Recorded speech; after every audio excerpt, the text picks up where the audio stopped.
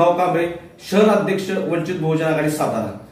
आम्ही येत्या 13 ऑक्टोबर 2024 रोजी वंचित बहुजन आघाडी सातारा आयोजित निर्धार मेळावा घेत आहोत। तरी या निर्धार मेळाव्यास सातारा शहरातील भीम अनुयायांनी हजारोच्या संख्येने उपस्थित राहून हा मेळावा संपन्न करावा।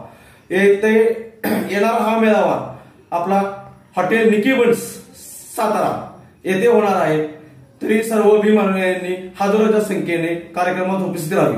जय भीम।